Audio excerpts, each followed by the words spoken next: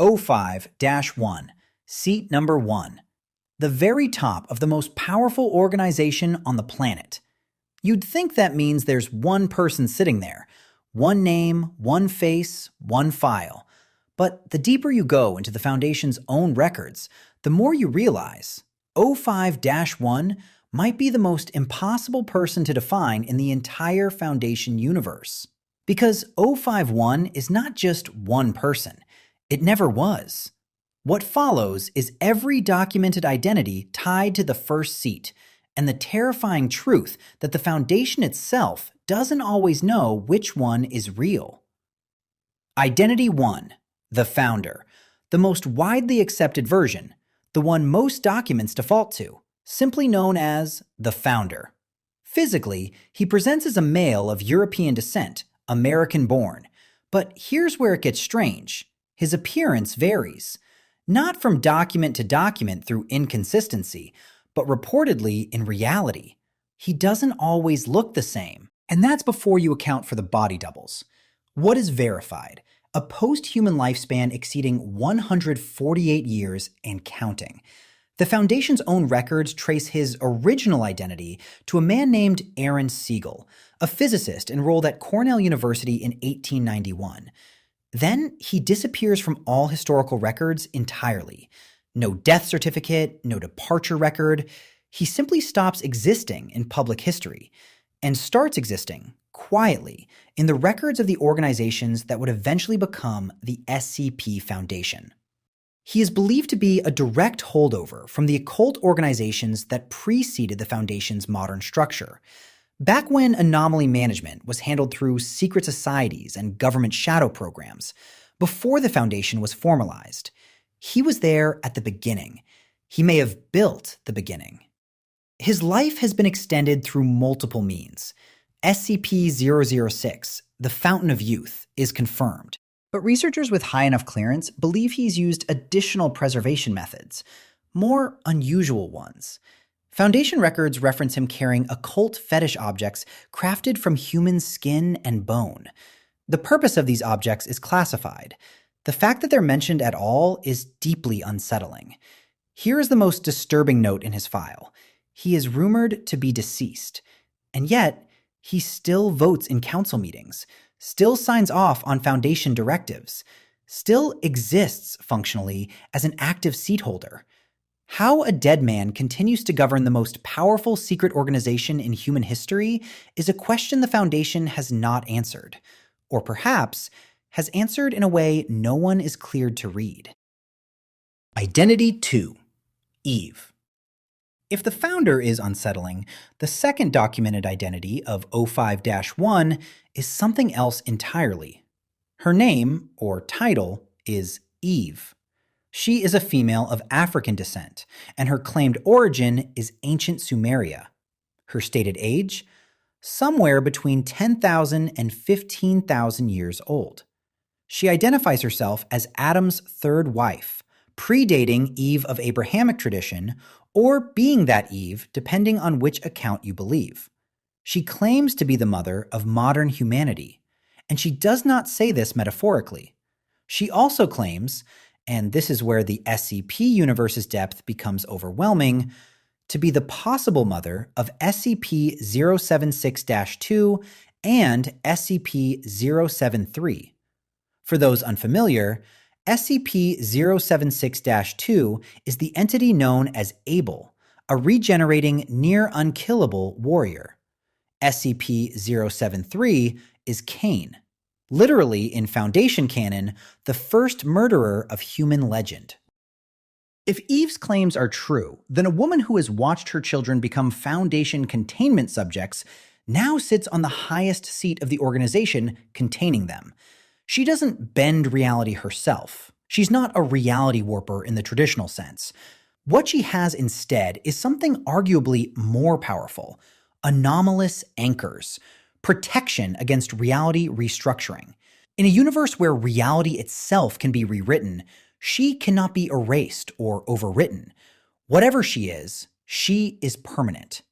Her file is one of the few O5-1 entries that treats the seat holder with something approaching awe rather than authority.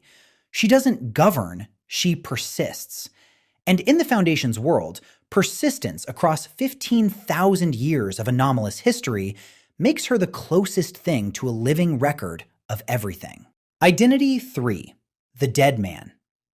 The third identity is the shortest to describe and the longest to process. He has no name on record. He is referred to only as the Dead Man. He is the oldest surviving founding member of the modern Foundation. He is also, by every biological measure, a corpse. His body is described as mummified, desiccated tissue, preserved through anomalous intervention rather than any medical or natural process. He should not have a functioning brain. He should not be capable of cognition, communication, or decision-making. And yet, he governs. He weighs in on the containment of global anomalies. His authority over Foundation operations is real, documented, and enforced. He never appears in public. Ever.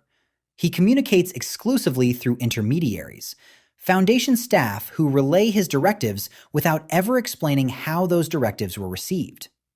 The other 12 O5 members are reportedly afraid of him. Not uncomfortable, not wary, afraid. Think about what that means.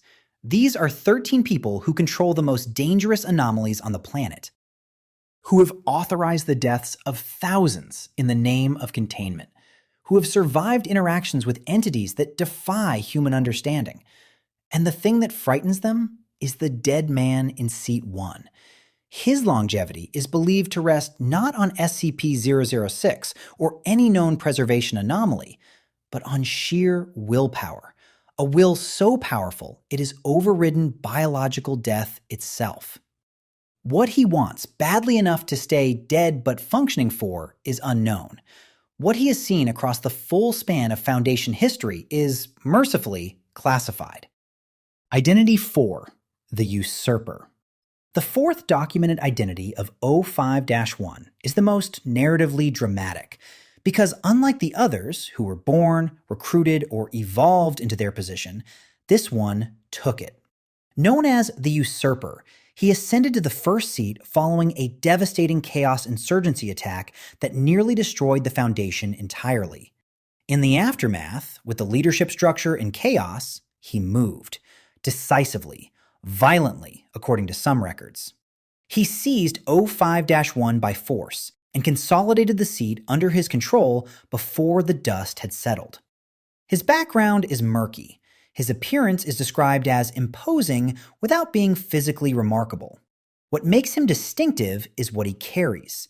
He is reported to possess an ancient anomalous spear. The exact nature of this weapon, its origin, and what it can do are not detailed in public-facing files. The fact that he carries it to council meetings is, by itself, a message. What makes the Usurper fascinating is the contradiction at his core. Despite ascending through what amounts to a coup, he is described as one of the most personable and approachable members the first seat has ever had. Friendly, even. Oddly warm for someone who reportedly clawed their way into power over the bodies of a predecessor's legacy. Whether this warmth is genuine or the most sophisticated political mask in Foundation history, nobody has determined for certain. The rumor that ties them all together. Now, here is where O5-1's lore becomes genuinely frightening. Buried in Foundation records is a figure referred to as the Man with the Infinity Gun, a former official of the pre-Foundation occult organizations, a man who, in 1926, allegedly murdered the first administrator. Not a later one, the first. The original holder of the role that oversees even the O5 Council. He then stole what Foundation records describe as a cosmic superweapon trigger, a device capable, in theory, of annihilating anything anywhere in the universe at any moment. Then he disappeared, vanished from all records in 1926, and has not been publicly accounted for since. The rumor, carefully worded in Foundation documents as unverified but never formally denied, is that the Man with the Infinity Gun is the same individual as O5-1, the founder, Aaron Siegel. If that is true, then the man sitting in seat number 1 is someone who has already demonstrated the willingness to kill his own leadership, steal an extinction-level weapon, and then build a new organization. An organization that now contains every dangerous thing on the planet and whose first seat he has never left. The Infinity Gun, if it exists, has never been formally contained. It has never appeared in any SCP file under its own classification. Which means one of two things.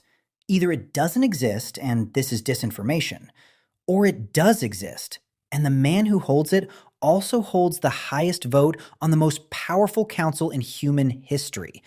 And the Foundation has simply decided that that is an acceptable arrangement. Whatever you believe, the Foundation's policy on O5-1 is and has always been the same as its policy on everything it cannot safely contain and cannot afford to lose. Secure, contain, protect. Even when the threat wears your own badge.